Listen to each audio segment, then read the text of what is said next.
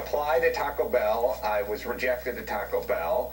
I then put an application at McDonald's, and they accepted me for $2.90 an hour, and I worked the grill for that money, and I hated every second of it, and it was good, because if I loved it and I was getting rich, I would still be there. And by the way, the point that everyone is missing in Obama's speech is not raising the minimum wage, it's what is the family who's making minimum wage, what are they doing having 2 kids? That's insane.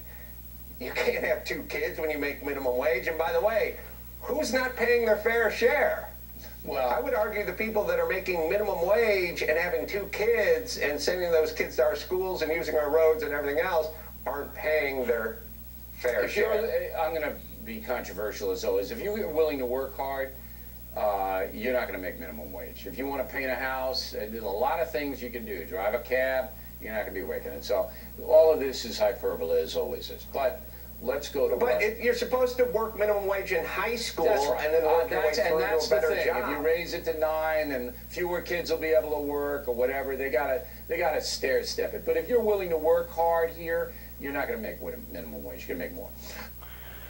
So, look, number one, that's super cringeworthy. I mean, and not just because whenever I say that, Republicans always think like, oh yeah, it's cringeworthy and you don't like the way it sounds, but it's true. No, it's cringeworthy because it's dumb. It's really idiotic. Really, really stupid. It's a really bad argument. So let me explain, because I think this really gets to the heart of one of the main differences, or actually the main difference between the way that Republicans think and the way that Democrats think, or the way conservatives think versus the way progressives think. So listen to his argument.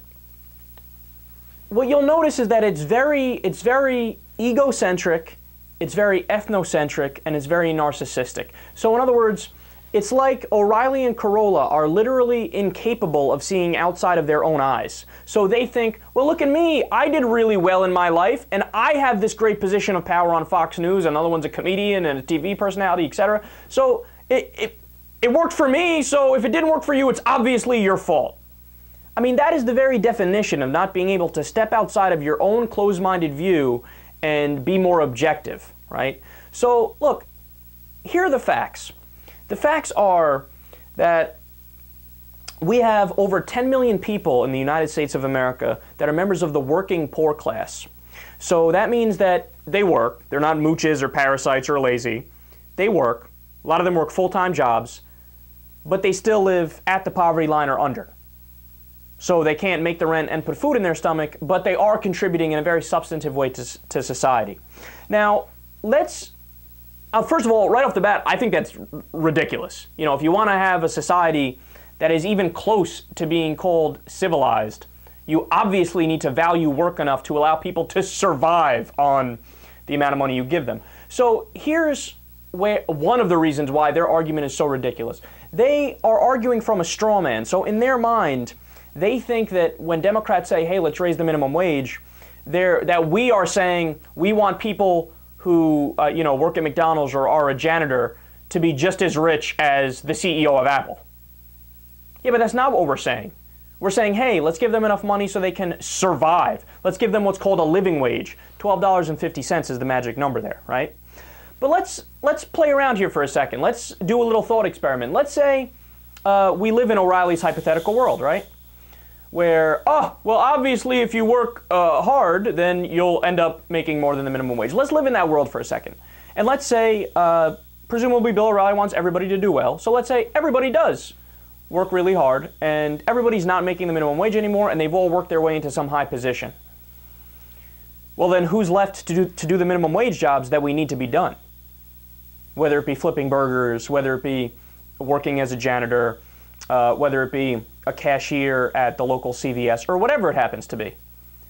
See, in their mind, they don't even stop to think and realize, well, wait a second, we actually need those people to do the jobs that they're doing. We need, garbage men, and you go down the list of all the jobs that are not considered with a very high social status associated with it. So if we woke up and none of those people were doing their job, Bill O'Reilly would be begging and crying and pleading for those people to start doing the job. But that's the thing, he would rather you do that job and not even get paid enough to live a decent life. I mean, these guys are, I'll try to be nice about it, but look, they're just really unintelligent people. They haven't thought through their arguments very much.